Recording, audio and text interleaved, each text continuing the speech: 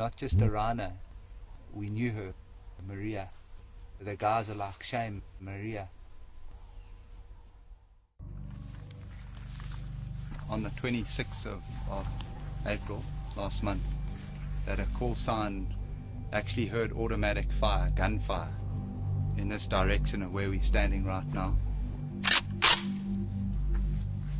So we reacted as the Special Species Protection Unit. We reacted to the scene, put some of our guys, some of our call signs in on the ground. And obviously the fear was that a rhino had been shot. Late that evening we actually picked up a spoor of a rhino that was running in this area. So with all past experience, any rhino that's running is clearly a sign that that animal is in distress. And within about half an hour, isn't it? Half an hour, they were able to pick up human spoor. They found human spoor tracking that rhino.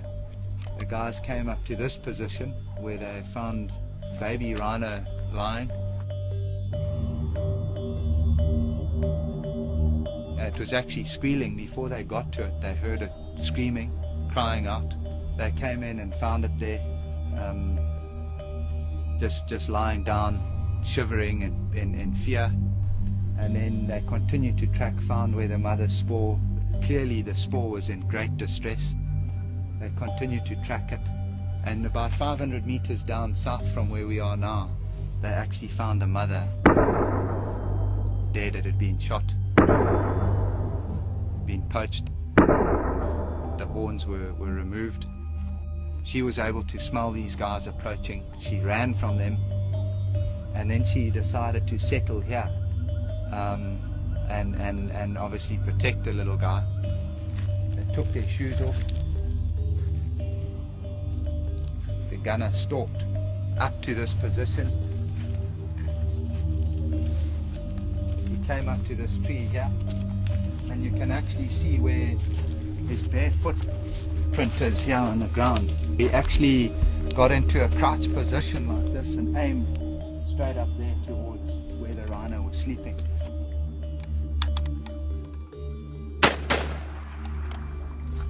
He then followed the mother as it ran in panic and pandemonium.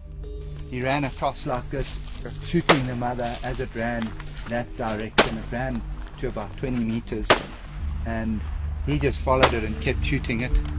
The mother at that time incredibly had the courage and the presence of mind to turn, getting shot, to actually turn around and come back to the calf where she had left him, and ran over to pick this little guy up, chivvy him on and take him away from the danger. He being too small, he just remained there, couldn't follow. She continued and ran for about 500 meters, and these guys then immediately got onto her spoor and ran with her. And then finally, with a heart-lung shot, she finally went down at about the 500-meter mark.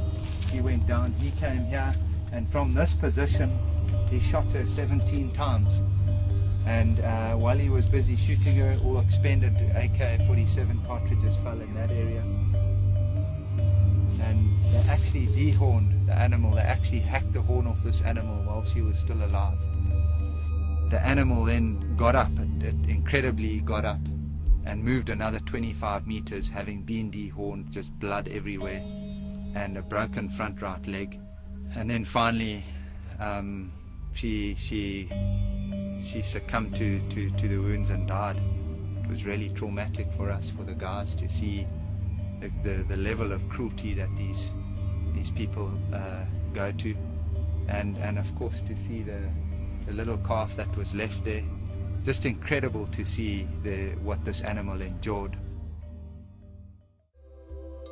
When we actually tried to approach the little guy, he was less than probably about a week old. On trying to approach him, he got up and he revved us, screaming, kind of trying to, in a sort of aggression, to try and fend us off. But obviously it was too small, it was tiny. And then my dad put his hand out and reached out and just sort of tried to touch the little guy, and immediately he started suckling on my dad's hand, and obviously had to trust somebody. started suckling and then rubbing and just attached himself to us immediately, out of fear and having lost his mom the day before. And he just followed us, obviously just out of desperation, and having lost his mom, he wanted to attach himself to, he needed to attach to someone. Followed us, and we just gently and slowly walked the little guy out. Yeah, really one of the worst that we've ever seen, or actually the worst I've ever witnessed. It was really traumatic, really terrible to see, and it just really goes to show that we really need the support on the ground. We're really low on manpower to be able to properly defend these animals, and it's definitely winnable. We can win the war. We've been breeding up. We have a positive growth rate, but we're just fighting the odds with the lack of manpower and the lack of resources. And yeah, it feels terribly frustrating. We kind of feel very alone out here, and yeah, we really need the help, and we can win this together. Yeah.